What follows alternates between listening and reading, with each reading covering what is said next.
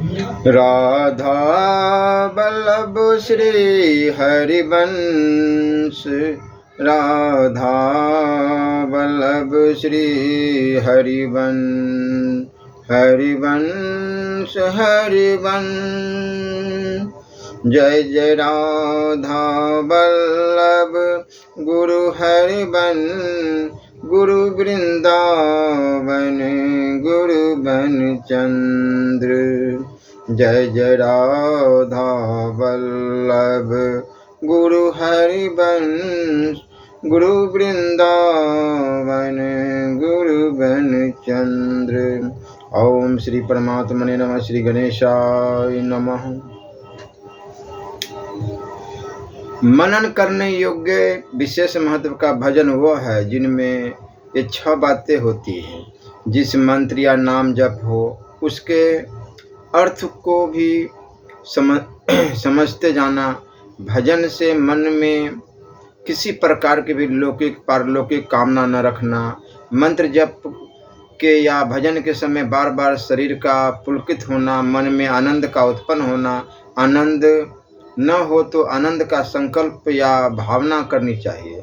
यथा साध्य भजन निरंतर करना चाहिए। भजन में श्रद्धा रखना और उसे सत्कार बुद्धि से करना। जहाँ तक हो भजन को गुप्त ही रखना चाहिए। ध्यान के संबंध में कहते हैं कि एकांत स्थान में अकेले ध्यान करते समय मन अपने ध्येय में प्रसन्नता के साथ अधिक से अधिक समय तक स्वाभाविक ही तल्लीन रहे, तभी ध्यान अच्छा होता है। इस प्रकार की स्थिति के लिए अभ्यास की आवश्यकता है।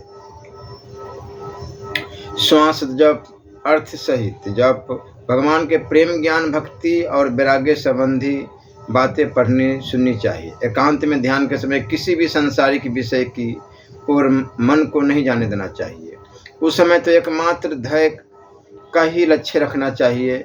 दूसरी बड़ी से बड़ी बात का भी मन से तिरस्कार कर देना लाभदायक है। सर्वव्यापी सच्चिदानंद घन में स्थित होकर ज्ञान नेत्रों द्वारा ऐसे देखना चाहिए मानो सब कुछ मेरे ही संकल्प के आधार पर स्थित है। संकल्प करने से ही सबकी उत्पत्ति है और संकल्प के अभाव से ही अभाव है।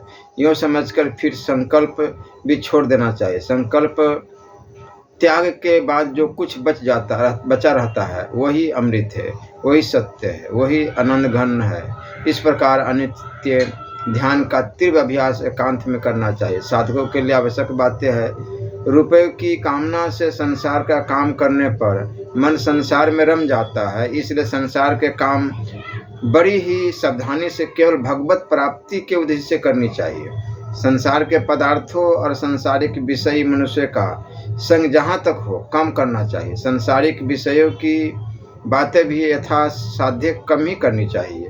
किसी दूसरे के दोष नहीं देखना चाहिए कि सामने वाला में क्या दोष है। स्वभावश दिख भी जाए तो बिना पूछे बतलाने नहीं चाहिए। सब में निष्काम और सब संभाव से प्रेम कर रखने का अभ्यास करना चाहिए। निरंतर नाम जप के अभ्यास को कभी छोड़ना नहीं चाहिए। उसमें जिस कार्य से बाधा आती है उसे ही छोड़ देना चाहिए और उचित भी है। परम हर्ष और प्रेम के नित्य निरंतर भजन होता रहे तो फिर भगवत दर्शन की भी आवश्यकता नहीं है।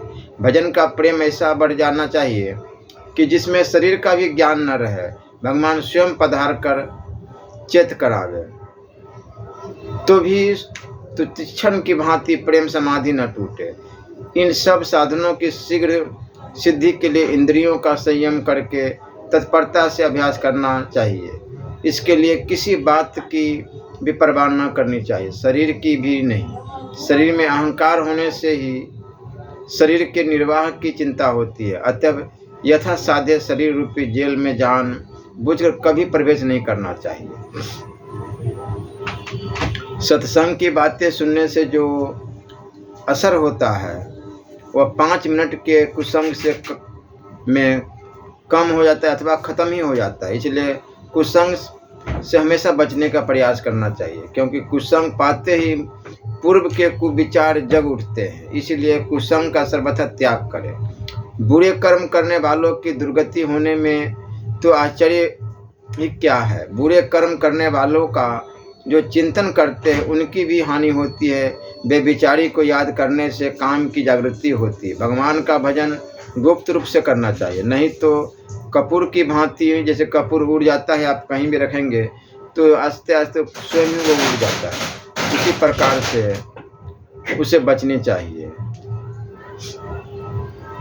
दूसरे को सुख पहुंचाना ही उससे अपना बना लेना है। अपना तन मन धन जो कुछ दूसरे के काम में लग जाए वही सार्थक है, बाकी तो सब व्यर्थ जाता है। जो इस बात को ध्यान में रख कर चलता है उससे कभी पछताना नहीं पड़ता। भगवान को बुलाना हो तो अनन्य प्रेम करना चाहिए। प्यारे मनमोहन की माधुरी मूर्ति को मन से कभी न भुलावे। आर्त भाव से भगवान के लिए रोवे। भगवान अपने प्रेमी भक्त के साथ रहते हैं। तुम अनन्य प्रेम करोगे तो तुम्हें भागवत की प्राप्ति अवश्य हो जाएगी, इसमें संशय नहीं। चाहे सारी दुनिया से नाता टूट जाए और प्राण अभी चले जाए, परंतु भगवान के प्रेम में किंचित भी कलंक नहीं लगने देना चाहिए। जैसे विषनाशिनी विद्या जाने बिना सर्प को पकड़ रखने से वह काट लेता है, फिर विष चढ़ जाने से मनुष्य की मृत्यु हो जाती है, उसी प्रकार मूर्ख मनुष्य विषयों को पकड़कर अंत में उनमें मतवाला होकर मृत्यु को प्राप्त हो जाता है। ज्ञानी पुरुषों की वाणी से निकली हुई ज्ञान रूपी चिंगारियाँ जिसके कानों द्वारा अंतकरण तक पहुँच जाती है, उसके सारे पाप जलकर भस्म हो जाते हैं। काम क्रोध तभी तक रहते हैं जब तक अज्ञान है। अज्ञान रूप कारण का नाश हो जाने पर कामादि कार्य नहीं रह सकते। भगवान का भजन अमृत से भी बढ़कर, यह बात कहने से समझ में नहीं आ सकती। जिनका भजन में प्रेम होता है वो इस बात का अनुभव करते हैं। जिस मनुष्य की भगवान या किसी महात्मा में पूर्ण श्रद्धा हो जाती है वह तो उनके परायण ही हो जाता है। परायणता में जितनी कमी है उतनी कमी विश्वास में भी समझनी चाहिए। महापुरुषों द्वारा किए गए उत्तम बर्ताव को भगवान का बर्ताव ही समझना चाहिए, क्योंकि महापुरुषों के अंदर से भगवान ही सब कुछ कराते हैं। एक श्री सच्चिदानंद घन परमात्मा इस सब जगह परिपूर्ण, जैसे समुद्र सब ओर से जल से व्याप्त है, उसी प्रकार यह संसार परमात्मा से व्याप्त है। भगवान के प्रेमी भक्तों द्वारा भगवान के प्रभाव और प्रेम रहस्य की बातें सुननी चाहिए और उन्हीं के अनुसार साधन करना चाहिए। ऐसा करने से उद्धार में कोई शंका नहीं रहती। समय बीत रहा है, बहुत सोच समझ कर इसे कीमती काम में लगाना चाहिए। वह कीमती काम भगवान का भजन और संतों का संग ही है। भगवान को सर्वोत्तम समझने के बाद एक क्षण के लिए भी ध्यान का आनंद रस ध्यान नहीं छूट सकता। जब तक भगवान के ध्यान का आनंद रस नहीं मिलता तभी तक वह संसार के विषयों की धूल चाटता रहता है। जो मनुष्य संसार के क्षण भंगुर नाशवान पदार्थों की तरफ सच्चे और सुखदायी समझकर उनका चिंतन करता है, उनसे प्रेम करता है और अज्ञान से उनमें अपना जीवन लगाता है, वह महामूर्ख है। श्री नारायण देव के समान अपना परम सुहृद दयालु निस्वार्थ प्रेमी और कोई भी नहीं। इतना होने पर भी अज्ञानी जीव उन्हें भुलाकर क्षण विनाशी विषय भोगों में लगे हुए रहते हैं कि ये भी नहीं जानते कि अरे इस जन्म में तो हमें मानव का शरीर मिला है, न जाने अगले जन्म क्या मिले।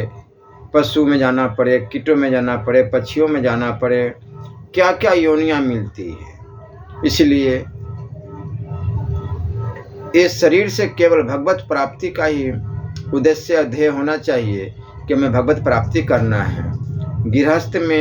गृहस्थी सबसे उत्तम है, किंतु गृहस्थी में इतने में घुल मिल मत जाइए कि भगवान को ही भूल जाए, अपने अमूल्य जीवन को धूल में मिला रहा है। अज्ञान की यही महिमा है।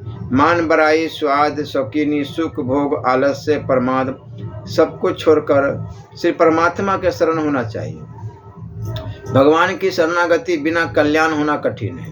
भगवान का निरंतर चिंतन, भगवान के प्रत्येक विधान में संतुष्ट रहना, भगवान की आज्ञा का पालन करना और निष्काम भाव रहना, यही भगवान की शरणागति है। ध्यान के लिए वैराग्य और उपरामता ही मुख्य साधन है। आनंद की नदी बह रही है, माया का बांध तोड़ डालो, फिर तुम्हारा अंतकरण रूपी खेत आप ही आप आनंद से भर जाएगा, तुम आनंद स्वरूप हो जाओगे। मनुष्य को अपने दोषों पर विचार करना चाहिए। दोषों पर ध्यान देने से उनके नाश के लिए आप ही चेष्टा हो सकती है। जहाँ मन जाए वहाँ या तो परमेश्वर का चिंतन करना चाहिए या उसे वहाँ से हटाकर पुनः जोर से भगवान में लगाना चाहिए। नाम जप करते हो, राधा राधा राधा, श्री राम जय जय राम, राधे श्याम, जो भी आपको अच्छा लगे, प्रिय लगे, वो नाम जपनी चाहिए। निष्काम भाव से जीवों की सेवा करने से और किसी भी आत्मा को कष्ट न पहुँचाने से भगवान में प्रेम हो सकता है। जो मनुष्य भगवान की नित्य समान दया का प्रभाव जान लेता है, वह भगवत भजन के सिवा अन्य कुछ भी नहीं कर सकता। विषयों में फंसे हुए मनुष्य को प्रेम पूर्वक सत्संग में लगाना चाहिए। जीवों को श्री नारायण के शरण करने के समान उनकी दूसरी कोई भी सेवा नहीं है। यह सेवा सच्चे प्रेमियों को अवश्य ही करनी चाहिए। मन से निरंतर श्री भगवान का ध्यान करना और उन्हें प्राप्त करने की तीव्र इच्छा करनी चाहिए। वाणी से श्री भगवान के नाम और गुणों का कीर्तन सदा सर्वदा करना चाहिए। शरीर से प्राणी मात्र को भगवान का स्वरूप समझकर निष्काम भाव से उनकी यथा योग्य सेवा करनी चाहिए। मन बड़ा ही पापी है और हरामी है, इससे दबना नहीं चाहिए। संसार के आरामों से हटाकर इसे बहुत जोर से श्री हरि के भजन ध्यान में लगाना चाहिए। संसार के अनित्य पदार्थों में प्रेम करके अमूल्य जीवन को व्यर्थ नहीं बिताना चाहिए। सच्चे दयालु और परम धन परमात्मा के साथ प्रेम करना चाहिए और उनकी शरण होकर उनके दयालुता और प्रेम का आनंद लुटना चाहिए। श्री भगवान में अनन्य प्रेम होना चाहिए। निरंतर विशुद्ध प्रेम से अपना उद्धार करना चाहिए। उनका स्मरण होना चाहिए। दर्शन न हो तो कोई परवाह नहीं, प्रेम को छोड़कर दर्शनों की अभिलाषा भी नहीं करना चाहिए। सच्चे प्रेमी भक्त दर्शन के भूखे नहीं होते, प्रेम के पिपासु होते हैं। प्रेम के सामने मुक्ति भी कोई वस्तु नहीं है। प्रभु के मिलने में इसलिए विलंब होता है कि हम लोग साधक भक्त उस विलंब को सह रहा है। जिस क्षण उसके लिए प्रभु का वियोग असहन हो जाएगा, प्रभु बिना उसके प्राण निकलने लगेंगे, उसी क्षण भगवान का मिलन होगा। जब तक भगवान के बिना उसका काम चल रहा है, तब तक भगवान भी देखते हैं कि इसका मेरे बिना काम तो चल ही रहा है, फिर मुझे ही इतनी क्या जल्दी है। जो माया के बस में है, माया उन्हीं के लिए प्रबल है। परमात्मा और उसके प्रभाव को जानने वाले भक्तों के सामने माया की शक्ति कुछ भी नहीं है। यदि मनुष्य परमात्मा के शरण होकर उसके रहस्य और स्वरूप को जान ले तो माया की शक्ति कुछ भी नहीं रह जाती।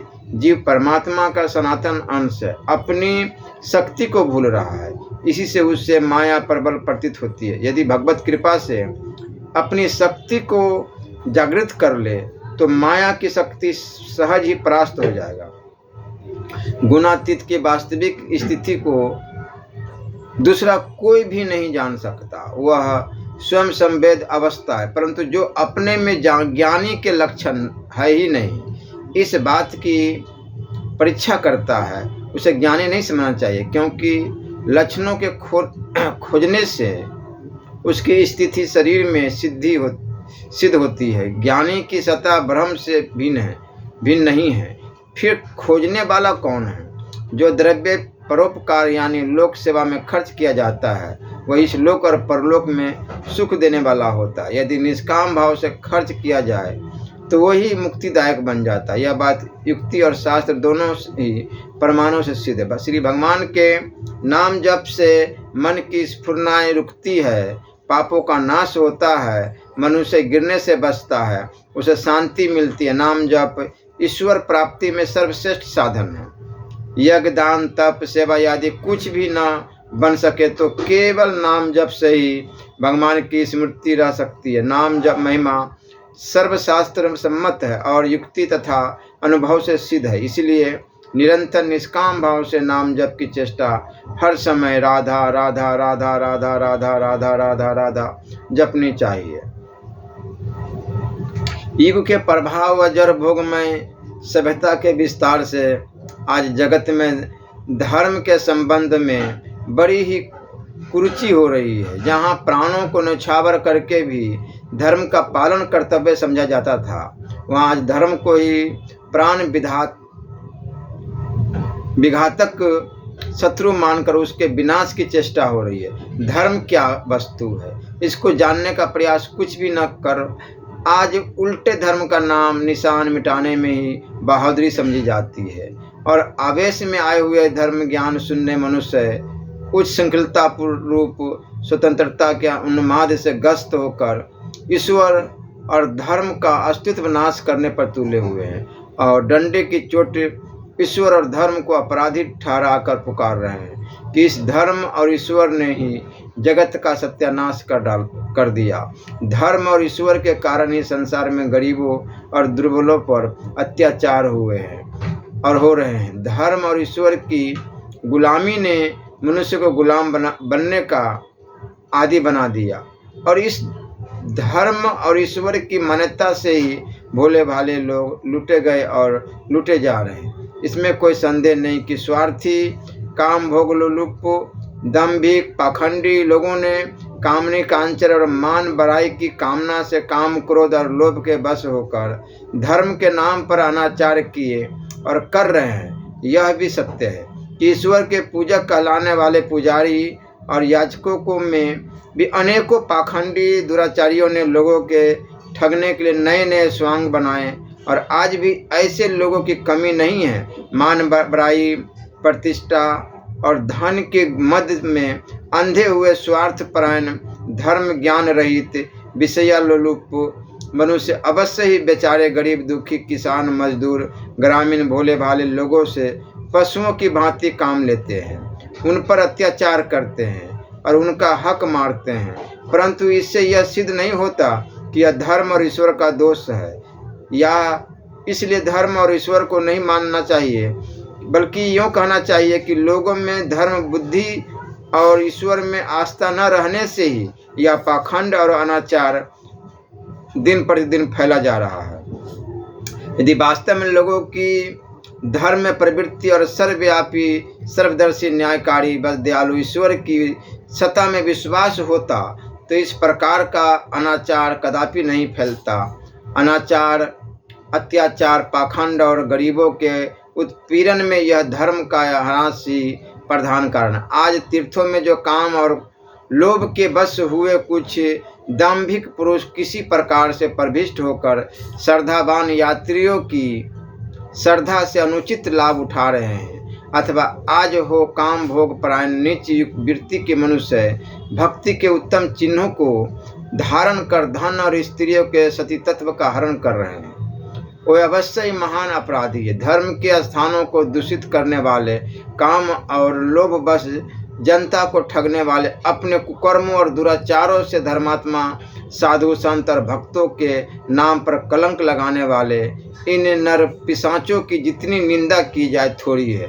परंतु ईश्वर और धर्म की सत्ता में श्रद्धा न रखकर धर्म का ढोंग करने वाले इन स्वार्थी, दंभी और पाखंडियों को धर्मात्मा, भक्त या ईश्वरवादी बतलाकर इनका उदाहरण पेश कर अविवेक बस तीर्थ, मंदिर, धर्म या ईश्वर की निंदा करना, धर्म और ईश्वर पर अश्रद्धा पैदा करने की चेष्टा करना, एक प्रकार से धर्म पर अत्याचार करना और जानबूझकर घोर अपराध करना है। जगत में न्यूनाधिक के रूप में दंभी, पाखंडी मनुष्य सदा ही रहे हैं और इस घोर कली काल में तो उनकी संख्या बढ़ी हुई है ही। जहाँ जिस भेष के कारण धारण करने और जिस प्रकार का काम करने से उनका स्वार्थ साधन होता है, वह तुरंत दंभ पूर्वक उसी भेष को धारण कर वैसा ही कर्म अपना नीच मनोरथ सिद्ध करने के लिए करने लगते हैं। पिछले दिनों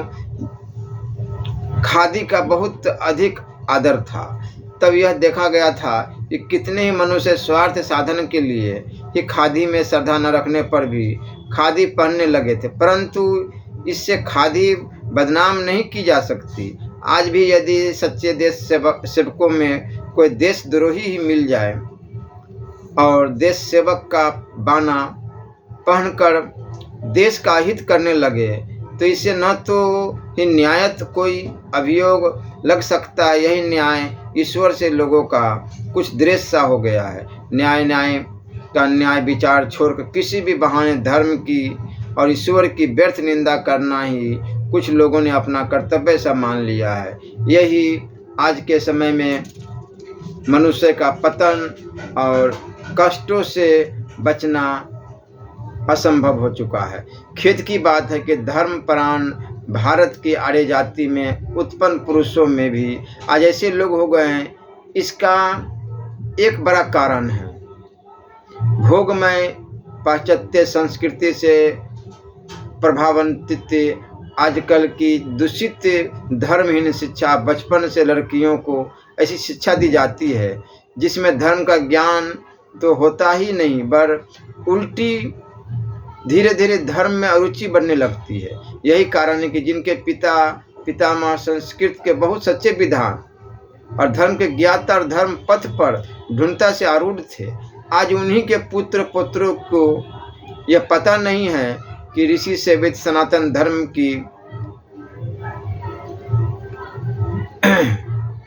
किसे कहते हैं। अधिकांश ऐसे ही लोग धर्म और ईश्वर के विरोधी बनते। जैसे आज जंगलों में रहने वाली पहाड़ी जातियों में धर्म का ज्ञान नहीं रहा, पर इसी प्रकार की स्थिति अधिकांश पाश्चात्य शिक्षा पाए हुए लोगों की एक विशेषता और भी है। पहाड़ी जाति के भोले भाले भाइयों को समझा बुझाकर धर्म के मार्ग पर लाना सहज है, परंतु जिन भाइयों को विद्या बुद्धि और नवीन संस्कृति का अभिमान है, जो इसी को उन्नति मान बैठे हैं, उनका धर्म पथ पर आना बहुत ही कठिन। ईश्वर की दया के सामने तो कुछ भी कठिन नहीं है। ईश्वर सर्वशक्तिमान है, वो जो चाहे सो कर सकते हैं। कुछ समय पूर्व भारतवर्ष में कोई भी भाई इस प्रकार धर्म और ईश्वर के विरुद्ध खुलेआम कुछ भी कहने का साहस नहीं करता था, जैसा कि आजकल लोग पत्रों और सभाओं में अनर्गल बातें ईश्वर और धर्म नाम पर मिटाने के उद्देश्य से धर्म और ईश्वर पर गंदे से गंदा आक्षेप करते हैं। उन ईश्वर के और धर्म के विरोधी भाइयों से मेरा नम्र निवेदन है कि आप लोग आवेश में न आकर गंभीर विचार करें। उन्नति और उद्धार के नाम पर ईश्वर और धर्म के विरुद्ध आंदोलन कर इस पवित्र आर्य भूमि को महान संकट में डालने का प्रयत्न न करें। प्राचीन काल के धर्म प्रचारक और धर्म से भी महर्षियों के त्यागपूर्ण जीवन की ओर ध्यान दे। वह कितने बड़े त्यागी और विरक्त थे। धर्म के लिए उन्होंने कैसे कैसे संकट सहे थे। देश और धर्म की रक्षा के लिए उन्होंने किस प्रकार अपने जीवन अर्पण कर रखे थे। वृत्तासुर के उपद्रव से दुनिया को बचाने के लिए महर्षि दधीचि ने शरीर का मांस गायों को कटवा कर अपनी अस्थियां तक दे दी थी। ऐसे बहुत से उदाहरण प्राचीन इतिहास में मिलेंगे। आप लोग विचार कीजिए कि धर्म का ह्रास होने पर देश और जाति की क्या दशा होगी। ईश्वर का आश्रय और धर्म में प्रवृत्ति, यही दो चीजें हैं जिनसे हम दुखों से छुटकारा, परम सुख के अधिकारी हो सकते। ईश्वर में अविश्वास और धर्म का लोप होने पर हमारा जीवन पशुओं से भी अधिक खराब हो जाएगा। ईश्वर की सत्ता न मानने और धर्म का विरोध करने से अधर्म की वृद्धि होगी। अधर्म के विस्तार से संसार नष्ट भ्रष्ट होने लगेगा। आचार्य की मर्यादा नष्ट हो जाएगी। पर धन पर स्त्री का विचार उठ जाएगा। आगे चलकर अधर्मी लोग बहनों और कन्याओं के साथ वे विचार रूपी घोर पाप करने लगेंगे। इस बात का संकेत अभी से लोगों के लेखों में होने लगा है। यह इतना बड़ा पाप है कि भगवान श्री रामचंद्र जी ने इसको महान घृणित कार्य बतलाकर ऐसा करने वाले नीच मनुष्यों को मार डालने तक की प्रेरणा की है। अनुज बधु भगनी सुत नारी, सुनु सठ कन्या सम ए चारी। इन्हीं कुदृष्टि बिलो कई जोई, जाहि बधे कछु पाप न होई। अब धर्म की मर्यादा नहीं रहेगी, पशु धर्म फैल जाएगा। तब ऐसे घोर पाशविक कर्म से कौन किसे रोकेगा। माता पिता गुरुजनों की सेवा तो दूर रही, उनकी अवहेलना और अपमान होने लगेगा। जिसके मन में जो बात अच्छी लगेगी उसी को सिद्धांत बतलाया जाएगा, जिसका फल इस लोक और परलोक में कहीं भी लाभप्रद नहीं होगा। श्री भगवान ने कहा है कि जो पुरुष शास्त्र की विधि को त्याग कर अपनी इच्छा से बरतता है वह न तो सिद्धि को प्राप्त होता है, न परम गति को और न सुख को ही प्राप्त हो सकता है। ईश्वर धर्म का शासन न रहने के कारण अधर्मी लोग अपने स्वार्थ सिद्धि के लिए पाखंड रचकर दुनिया को धोखा देंगे। बलवान और अधिकार संपन्न लोग क्रोध और मोह के वश हो दुर्बलों और गरीबों पर वैसे ही अत्याचार करेंगे जैसे वन के बलवान पशु निर्बल निरपराधी पशुओं को दुख देते हैं। निरसंसता बढ़ते बढ़ते घोर राक्षसीपन आ जाएगा और निरपराध पशु पक्षियों की तो बात ही क्या, स्वार्थवश वे मनुष्य ही मनुष्य को खाने लगेंगे। मान मोह और मद में भूले हुए अधर्मी लोग स्वार्थ सिद्धि के लिए मनमाना आचरण करेंगे। बलवान धनी और शिक्षित कहलाने वाले मनुष्य ही ईश्वर महात्मा योगी समझे जाएंगे। ऐसी अवस्था में जगत दुखमय हो जाएगा। अधर्म के कारण ही आज पुण्य भूमि भारतवर्ष पराधीन दिन दुखी हो रहा है। भारतवर्ष में नित्य नई महामारियां बढ़ रही है, मनुष्य की आयु कम हो गई है, पशुधन नष्ट हो रहा है, भूकंप और बाढ़ आदि देवी प्रकोपों से प्राणी दुखी हो रहे हैं। इससे हमेशा बचना चाहिए, इसलिए हर समय नाम जप करना चाहिए। नाम से अनेकों चीज दूर हो जाते हैं। अन्न वस्त्र के बिना प्राण त्याग कर रहे हैं, फिर अधर्म की विशेष वृद्धि होने पर तो दुख और भी बढ़ जाएगी। अधर्म का फल निश्चय ही दुख होता है, परंतु धर्म का फल दुख कदापि नहीं हो सकता। संसार का इतिहास देखने से पता लगता है कि सच्चे धर्म की ही सदा जय हुई है, क्योंकि जहाँ धर्म होता है वहीं ईश्वर की सहायता मिलती है। महाभारत में गुरु द्रोणाचार्य धर्मराज युधिष्ठिर को विजय का आश्वासन देते हुए कहते हैं, यतो धर्मस्ते कृष्णो यतः कृष्णस्तो जयहम्। जहाँ धर्म है वहीं ईश्वर कृष्ण है, और जहाँ ईश्वर है वहीं जय है। अधर्म करने वाले सब प्रकार से धन जन शक्ति और सत्ता से संपन्न बड़े से बड़े बलवान लोग भी धर्मात्माओं द्वारा मारे गए हैं। यह बात प्रसिद्ध है कि रावण, कुंभकर्ण, मेघनाद आदि असुर विपुल धन जन से संपन्न थे। उनके पास युद्ध के असाधारण उपकरण मौजूद, किंतु पाप के कारण वे भगवान की दया से युक्त साधारण बानरों द्वारा ही परास्त किए गए। यह बात न्याययुक्त और सिद्ध है कि जो मनुष्य दुखी, अनाथ और निर्बलों पर अत्याचार करता है वह अपने उस अत्याचारमयी अनीति के द्वारा स्वयं ही मारा जाता है। उसी का पाप उससे खा जाता है। पाप का परिणाम अवश्य ही भोगना पड़ेगा। किसी कारणवश कुछ भी विलम्ब भले ही हो जाए, दीर्घ काल के बाद मिलने वाले फल को दीर्घ दृष्टि से होने के कारण हम प्रत्यक्ष नहीं देख सकते। इसी से हमें भ्रम हो जाता है कि पापी लोग फलते फूलते हैं और संसार में पाप का फल नहीं मिलता। इसी से लोग धर्म की अवहेलना कर अधर्म में प्रवृत्त होते हैं। पर यह सोचना नहीं चाहिए कि सभी कुपथ्यों का फल तत्काल नहीं होता। किसी का जल्दी होता है तो किसी का 20 वर्ष बाद फल सामने आता है, मगर आएगा जरूर। श्री राधा वल्लभ लाल की जय।